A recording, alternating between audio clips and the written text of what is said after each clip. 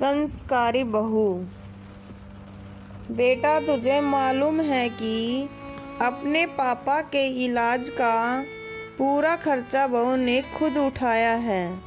Office के काम से शहर से बाहर गए बेटे सुमित के लौटते ही माँ सुधा जी ने पूछा।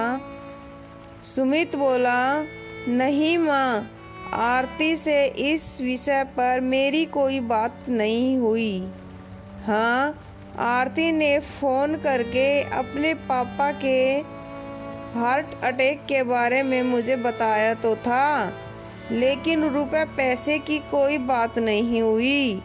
अरे बहू ने मुझसे भी पूछना ज़रूरी नहीं समझा। माना है कि वह खुद कमाती है, लेकिन पैसे खर्च करने से पहले पूछना तो चाहिए था ना। माँ ने नमक मिर्च लगाकर बेटे को उकसाया। थोड़ी देर बाद आरती हॉस्पिटल से आती है। वह काफ़ी जल्दी में थी।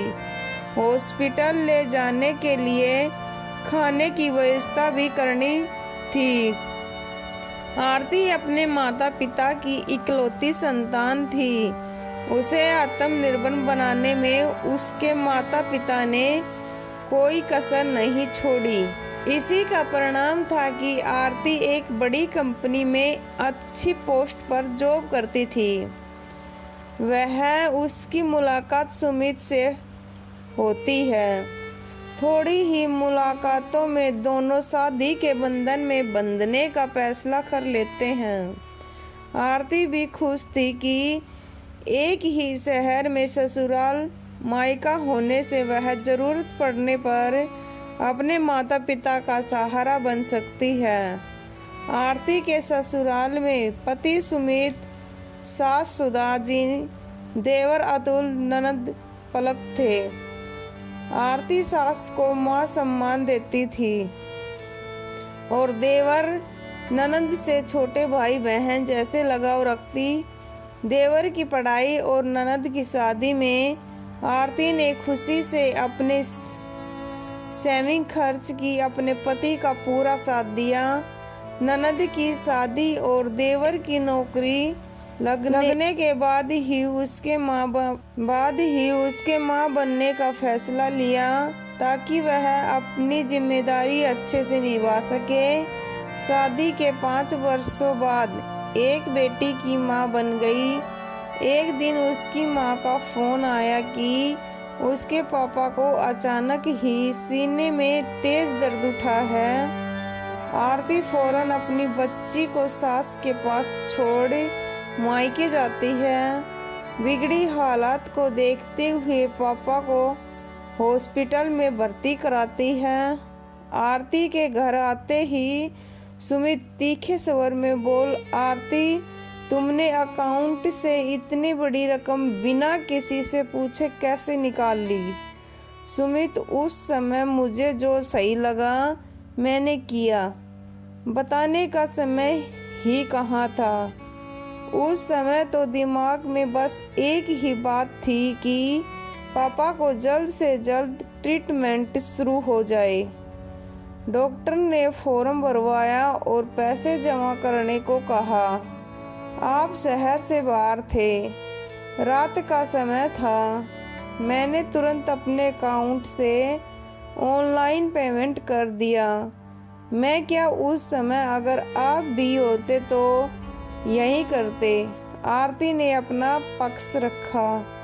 इसका मतलब तो यह हुआ कि तुम कमाती हो, इसलिए खर्च करने से पहले तुम्हें किसी की इजाज़त लेने की ज़रूरत नहीं। आखिर तुम्हें पैसे देने की ज़रूरत क्या थी? तुम्हारे चाचा जी भी तो इसी शहर में रहते हैं, वह पैसे जमा कर देते। सुमित बेसिर पैर की बातें करने लगा।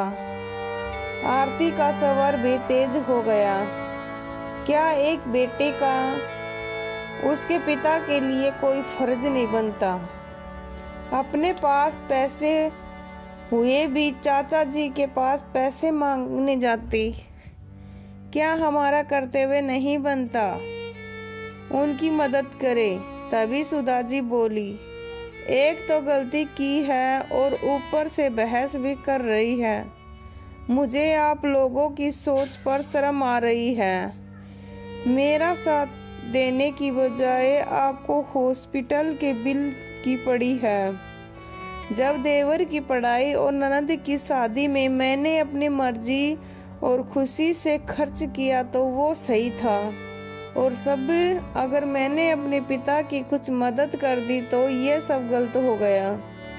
मैंने आप सभी के लिए अपनी मर्जी से कितने तोहफे खरीदे, वही सही था। लेकिन यहाँ से एक टाइम का टिफिन मायके ले जाने आप लोगों की आंखों में क्यों चुभता है? आपके इस तरह के विचार ने अपने पराये की दीवार खड़ी कर दी। अगर आप लोगों की तरह अपने पराये का भेद करने लगी तो हमारा यह परिवार पूरी तरह से बिखर जाएगा। एक बार फिर वह कह देती हूँ कि पापा की मदद कर, मैंने कुछ गलत नहीं किया, बस संतान होने का फर्ज निभाया है। आरती ने सबके लिए खाना बनाया, बच्ची को खाना खिलाया और टिफिन लेकर अस्पताल जाने को निकलती है। तभी सुमित कहता है, मैं भी तुम्हारे साथ चलता हूँ। जिस तरह तुमने मेरी जिम्मेवारियों को अपना समझ मेरा साथ दिया, उसी तरह अब मैं भी पति होने के नाते तुम्हारी हर जिम्मेवारियों में तुम्हारे साथ खड़ा हूँ। आरती की आंखों से खुशी के आंसू निकल पड़े। दोस्तों, हमारे समाज में आज भी बेटी अपने माता पिता के लिए चाहते हुए भी कुछ नहीं कर पाती। विवाहित बेटी को अपने माता पिता का तकलीफ में साथ देना गलत नहीं है। मैं तो कहता हूँ कि ससुराल वालों को उसका सहयोग करना चाहिए। आपका इस बारे में क्या कहना है? कमेंट्स में अपनी राय का इजहार जरूर करें। वीडियो को लाइक कर दीजिए और इसी तरह की कहानियाँ लगातार देखने और सुनने के लिए चैनल को सब्सक्राइब करके घंटी को दबाकर ऑल पर सेट लीजिए, ताकि आने वाली वीडियो का नोटिफिकेशन आपके पास तुरंत पहुँचे। मैं मिलती हूँ आपके अगली वीडियो में। अब तक के लिए धन्यवाद।